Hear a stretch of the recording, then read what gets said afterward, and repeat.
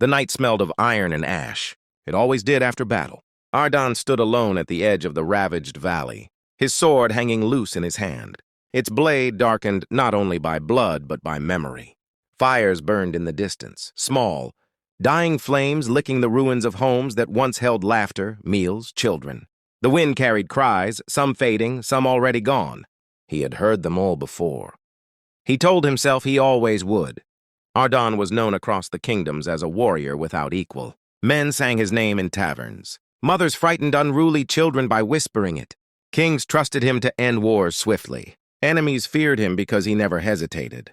That was his gift. That was his curse. He told himself he fought for order, for peace, for a future where his sword would no longer be needed. Every battle, every life taken, was a stone laid on the road toward that imagined end. But roads built of bones do not lead to peace. He wiped his blade clean on the edge of his cloak and turned back toward the camp.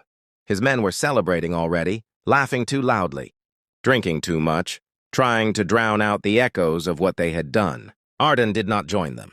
He never did. He told himself it was discipline. In truth, it was fear. Fear that if he stopped moving, if he sat still long enough, the weight of it all would crush him. As he walked, a sound reached him, soft, broken, out of place amid the revelry. A sob. He stopped. His men had been thorough, too thorough. He knew what that sound might mean, and yet his feet carried him toward it anyway. The sob came again, followed by a whisper, hoarse and desperate. "Please." The word struck him harder than any blade. He followed the sound to the remains of a small stone house at the edge of the village.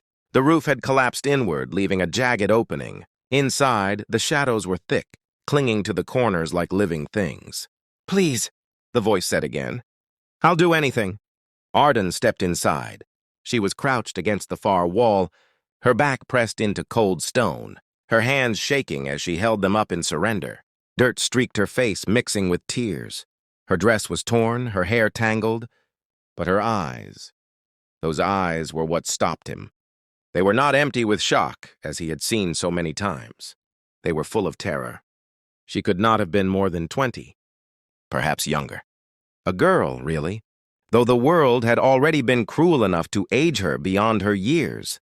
When she saw him, her breath hitched. She had likely seen his armor.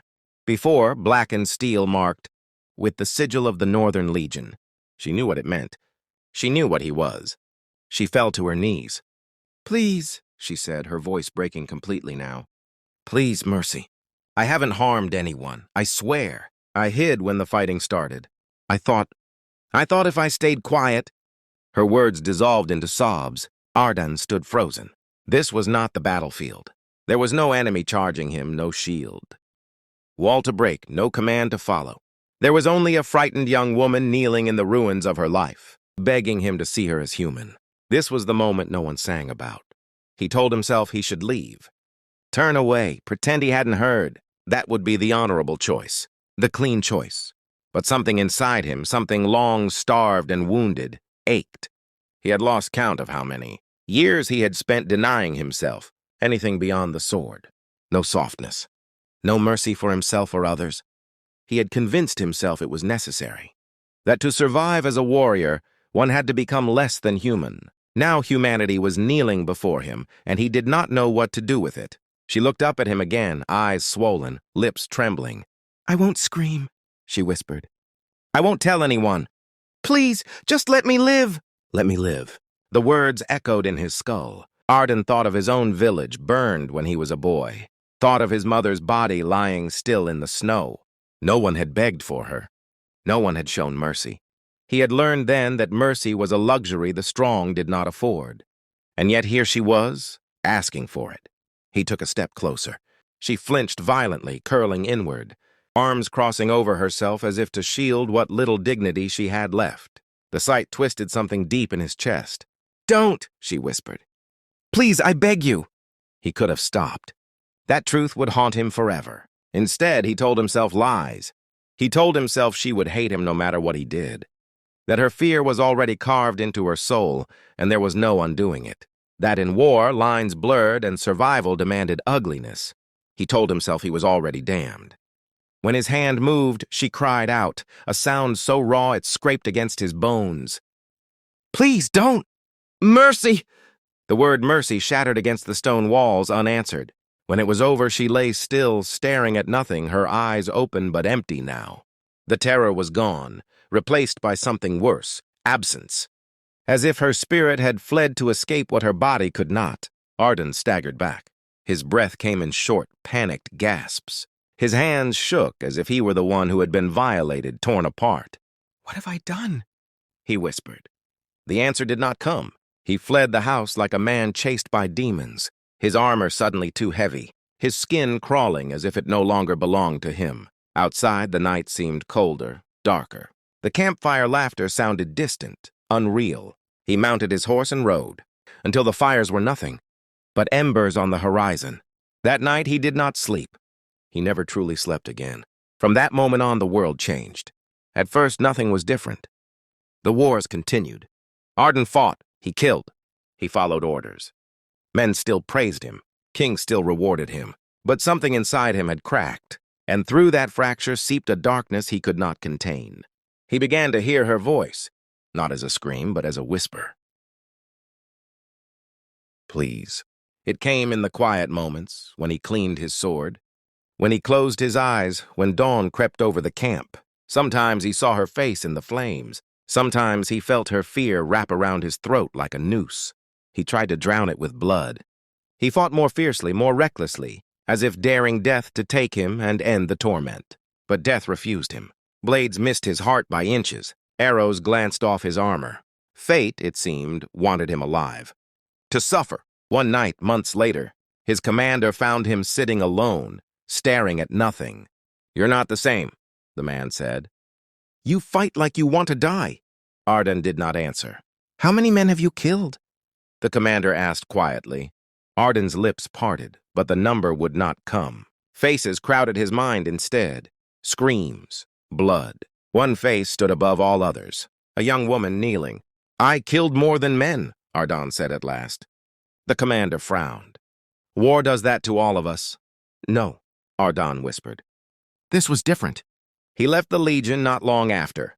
He told them he was tired, that he needed rest. They let him go with honors, medals, a purse of gold. None of it mattered. He became a wanderer. He traveled from village to village, offering his sword for protection, not conquest. He guarded caravans. He chased off bandits. He tried desperately to balance the scales. But no matter how many lives he saved, the weight did not lift. At night, he dreamed of her again. In the dreams, she always begged. Sometimes he stopped. Sometimes he didn't. Either way, he woke up screaming. Years passed. His hair grayed. His hands bore scars that would never fade. People no longer recognized his name.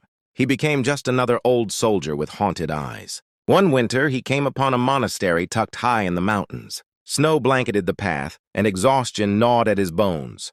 He knocked on the gates more out of desperation than hope. The monks took him in. They gave him food, warmth, silence. In that silence, the memories grew louder. One night, unable to bear it any longer, Arden confessed. He told the abbot everything.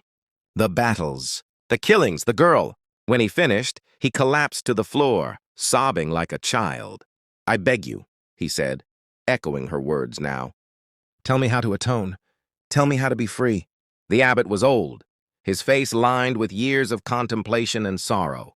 He listened without interruption, his eyes gentle but unflinching. "When you took her mercy," the abbot said softly, "you lost your soul not because of the act alone, but because you denied her humanity." Arden looked up, eyes red and hollow. "Then I am damned." "No," the abbot said. "Damned men do not seek redemption. Redemption is impossible," Arden said bitterly. "I cannot undo what I've done." "No," the abbot agreed. "But you can carry it." "For what purpose? So that her suffering is not meaningless." The words settled heavily between them. The abbot gave him a choice: stay, serve, spend the rest of his life helping others. Not to erase his sin, but to honor the truth of it. Arden stayed. He tended the sick. He repaired roads. He carried water for strangers. He listened when people spoke of their pain. He did not ask forgiveness from them. He did not believe he deserved it. Years turned into decades. His body weakened, but his burden remained. On his final night, As he lay on a simple cot, breath shallow, the abbot sat beside him. "Are you afraid?" the abbot asked. Arden closed his eyes. "Yes," he whispered. Not of death. Of facing her. Silence filled the room. Then, in his mind, he saw her again. Not as she had been in that ruined house. She stood tall now, unbroken. Her eyes were steady, no longer afraid. She did not smile, but neither did she scream. She looked at him. Arden fell to his knees in the vision, tears streaming down his face. "I am sorry," he said. "I am so sorry." She did not forgive him. But she did not turn away, and for the first time in his life, Arden understood. Mercy was never something he could take. It was something he had to live without. As his final breath left him, the burden did not lift, but it no longer crushed him. The warrior who had taken mercy by force paid with his soul, not in flames, not in eternal punishment, but in a lifetime of remembrance, service, and unending sorrow. And perhaps that, in the end, was the only justice the world could offer.